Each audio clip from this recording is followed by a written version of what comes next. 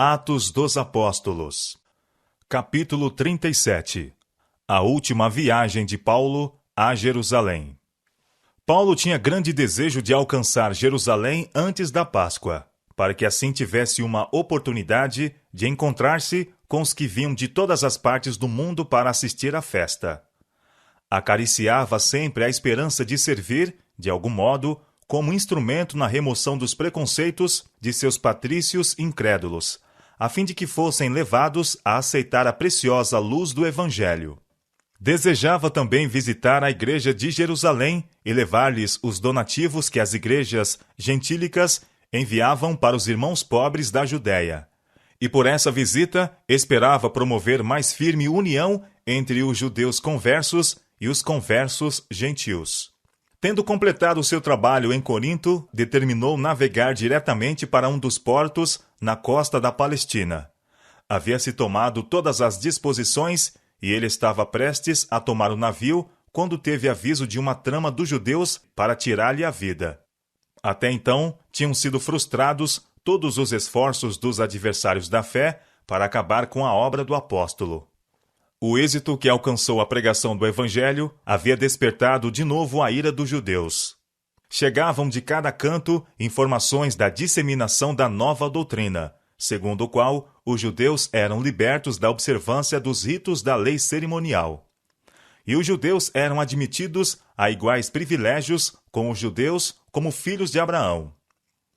Paulo, em sua pregação em Corinto, apresentou os mesmos argumentos que expunha com tanta veemência em suas epístolas. Sua categórica afirmação: não há grego nem judeu, circuncisão nem incircuncisão, foi considerada pelos inimigos como ousada blasfêmia e decidiram que sua voz devia ser silenciada. Tendo sido avisado da conspiração, Paulo decidiu dar a volta pela Macedônia. Teve assim de renunciar ao plano de chegar a Jerusalém em tempo para as festividades da Páscoa, mas esperava lá estar para o Pentecostes.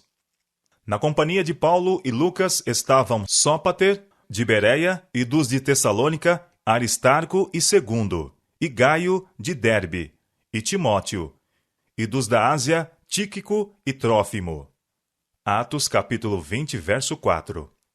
Paulo trazia consigo grande soma de dinheiro das igrejas gentílicas e pretendia depô-la nas mãos dos irmãos encarregados do trabalho na Judéia. E para esse fim combinou com várias igrejas contribuintes que representantes seus o acompanhassem a Jerusalém. Em Filipos, Paulo demorou-se para celebrar a Páscoa. Só Lucas ficou com ele, partindo os demais membros da comitiva para Troade, a fim de ali o esperarem. Os filipenses eram dentre os conversos do apóstolo os mais amorosos e sinceros, e durante os 8 dias da festa ele desfrutou pacífica e feliz comunhão com eles. Embarcando em Filipos, Paulo e Lucas alcançaram os companheiros 5 dias mais tarde em Troade, e demoraram-se 7 dias com os crentes naquele lugar. Na última noite de sua estada ali, os irmãos se ajuntaram para partir o pão. O fato de que seu amado mestre ia partir promoveu um ajuntamento maior do que o de costume. Reuniram-se num cenáculo no 3º andar. Ali, no fervor de seu amor e solicitude por eles, o apóstolo pregou até a meia-noite. Numa das janelas abertas estava sentado um jovem por nome Eutico.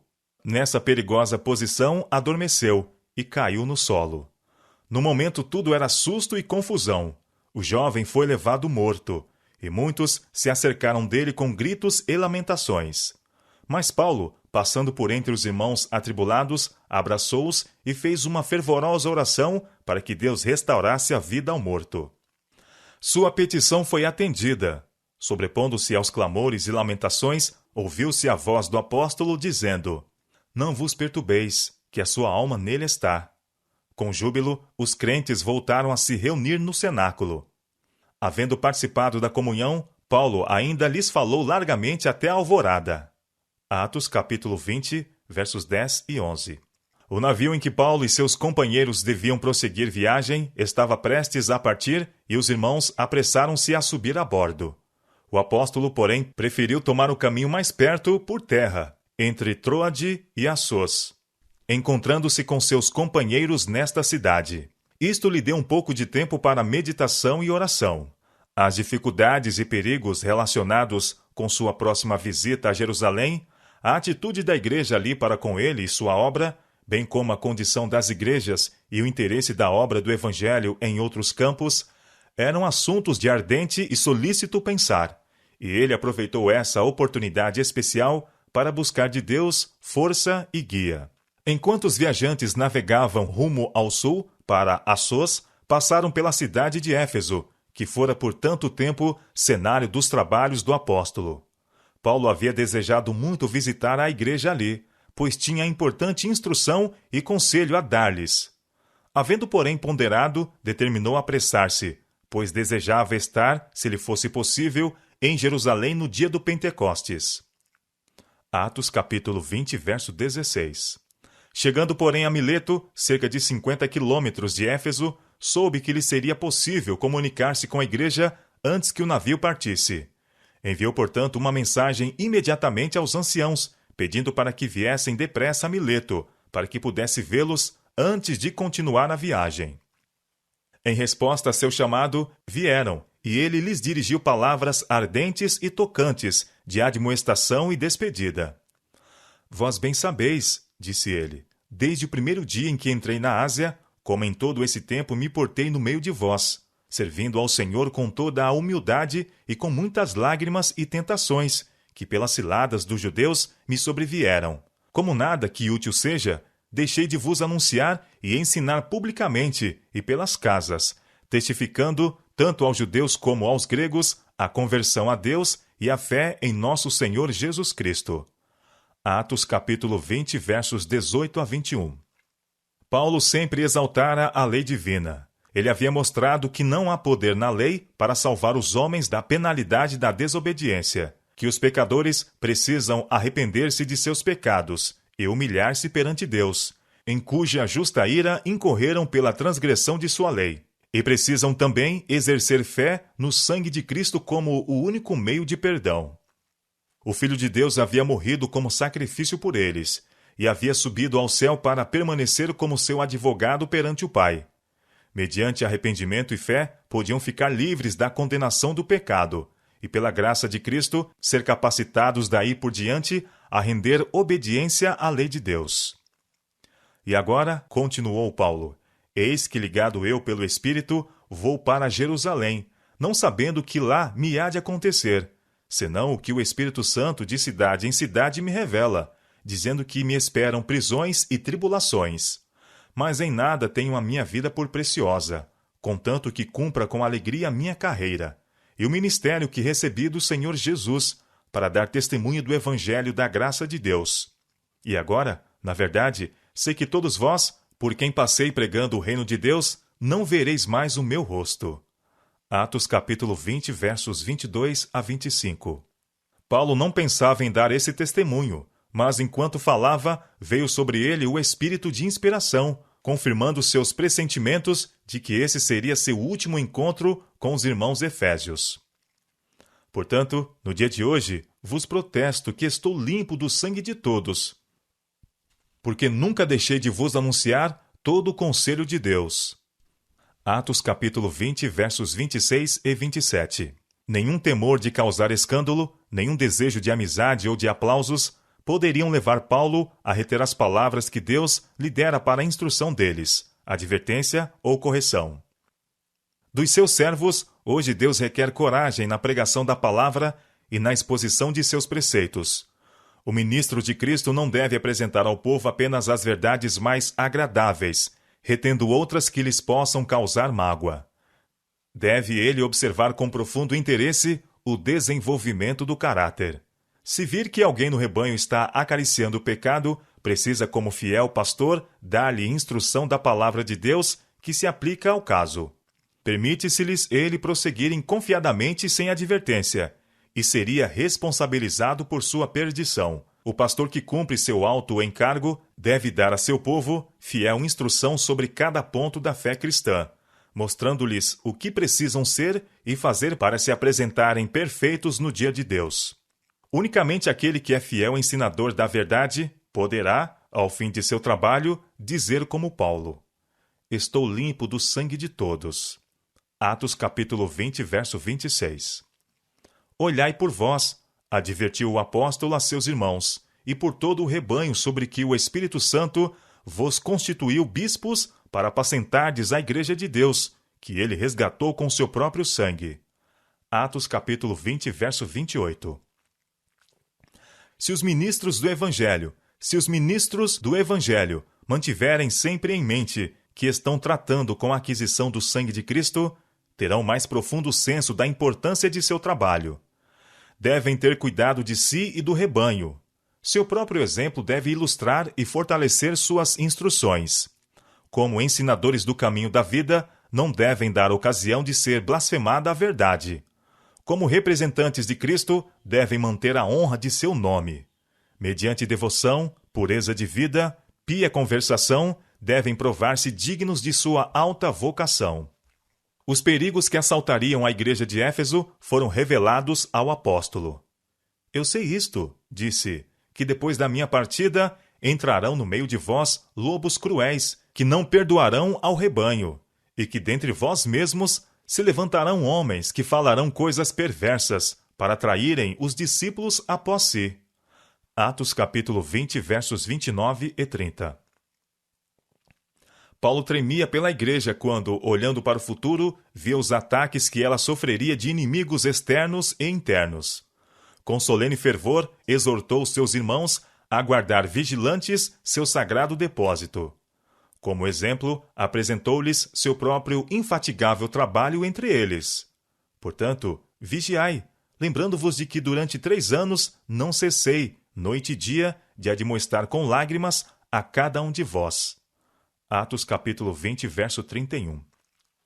Agora, pois, irmãos, continuou ele, encomendo-vos a Deus e à palavra da sua graça. A ele, que é poderoso para vos edificar e dar herança entre todos os santificados. De ninguém cobicei a prata, nem o ouro, nem a veste. Alguns dos irmãos efésios eram ricos, mas Paulo jamais procurara tirar deles benefício pessoal. Não fazia parte de sua mensagem chamar a atenção para suas próprias necessidades. Para o que me era necessário a mim, declarou, e aos que estavam comigo, estas mãos me serviram. Atos capítulo 20, versos 33 e 34. Em meio a seus árduos labores e extensas jornadas pela causa de Cristo, ele fora capaz não apenas de suprir suas próprias necessidades, mas de poupar alguma coisa para o sustento dos seus companheiros de trabalho e para a ajuda aos pobres. Isso ele conseguiu unicamente com intenso trabalho e estrita economia. Bem podia ele apontar a seu próprio exemplo quando disse: Tenho-vos mostrado em tudo que, trabalhando assim, é necessário auxiliar os enfermos e recordar as palavras do Senhor Jesus que disse: Mais bem-aventurada coisa é dar do que receber. E havendo dito isto, pôs-se de joelhos e orou com todos eles. E levantou-se um grande pranto entre todos, e lançando-se ao pescoço de Paulo, o beijavam, entristecendo-se muito, principalmente pela palavra que dissera, que não veriam mais o seu rosto, e acompanharam-no até ao navio. Atos capítulo 20, versos 35 a 38. De Mileto os viajantes navegaram caminho direto a Cós, e no dia seguinte a Rhodes, de onde passaram a Pátara, na praia sudoeste da Ásia Menor, onde, achando um navio que ia para a Fenícia, embarcaram nele e partiram. Em Tiro, onde o navio foi descarregado, acharam uns poucos discípulos, com quem lhes foi permitido ficar 7 dias. Pelo Espírito Santo foram esses discípulos advertidos dos perigos que aguardavam Paulo em Jerusalém. E eles insistiram com eles que não subissem a Jerusalém. Atos capítulo 21, versos 1 a 4. Mas o apóstolo não permitiu que o temor de provações e encarceramento o demovesse de seu propósito. Após a semana passada em Tiro, todos os irmãos, com suas esposas e filhos, foram com Paulo ao navio, e antes que ele embarcasse, ajoelharam na praia e oraram, ele por eles e eles por ele. Prosseguindo sua jornada rumo ao sul, os viajantes chegaram a Cesareia, e entrando em casa de Filipe, o evangelista, que era um dos 7, ficaram com ele. Ali Paulo passou uns poucos dias, pacíficos e felizes. Os últimos da perfeita liberdade de que ele devia usufruir por muito tempo. Enquanto Paulo se demorava em Cesareia, chegou da Judéia um profeta, por nome Ágabo, e vindo ter conosco, conta Lucas, tomou a cinta de Paulo e, ligando-se os seus próprios pés e mãos, disse: Isto diz o Espírito Santo. Assim ligarão os judeus em Jerusalém o varão de quem é esta cinta, e o entregarão nas mãos dos gentios. E ouvindo nós isto, continua Lucas, rogamos-lhe, tanto nós como os que eram daquele lugar, que não subisse a Jerusalém. Mas Paulo não se desviaria do caminho do dever. Seguiria a Cristo se necessário a prisão e a morte. Que fazeis vós, chorando e magoando-me o coração? Exclamou. Porque eu estou pronto, não só a ser ligado, mas ainda a morrer em Jerusalém, pelo nome do Senhor Jesus. Vendo que lhe causavam sofrimento sem mudar o propósito, os irmãos cessaram de insistir, dizendo apenas: Faça-se a vontade do Senhor. Atos capítulo 21, versos 10 a 14. Logo chegou o momento em que a breve estada em Cesareia teve fim, e acompanhado por alguns dos irmãos, Paulo e sua comitiva partiram para Jerusalém, com um coração profundamente pesaroso pelo pressentimento de males vindouros. Nunca antes havia o apóstolo se acercado de Jerusalém com um coração tão triste. Sabia que encontraria poucos amigos e muitos inimigos. Estava se aproximando da cidade, que tinha rejeitado e matado o Filho de Deus, e sobre a qual agora pairavam as ameaças da ira divina. Relembrando quão amargos tinham sido seus próprios preconceitos contra os seguidores de Cristo, sentia a mais profunda piedade por seus iludidos compatriotas. E, no entanto, quão pouco podia ele esperar ser capaz de fazer para ajudá-los. A mesma ira cega que antes inflamara seu coração, ardia agora com inaudito poder no coração de toda uma nação contra ele. E ele não poderia contar com a simpatia e o auxílio de seus próprios irmãos na fé. Os incrédulos judeus, que lhe haviam tão de perto seguido os passos, não haviam demorado em fazer circular em Jerusalém os boatos mais desfavoráveis sobre ele e sua obra, tanto por carta como pessoalmente. E alguns, mesmo dentre os apóstolos e anciãos, tinham tomado esses relatos por verdadeiros, nada fazendo para contradizê-los, e não manifestando o desejo de se harmonizarem com ele. Se bem que, assaltado de desânimo, o apóstolo não se desesperara. Confiava em que a voz que lhe falara ao próprio coração ainda falaria ao de seus concidadãos, e que o Mestre, a quem os condiscípulos amavam e serviam, uniriam ainda seus corações ao dele, na obra do Evangelho.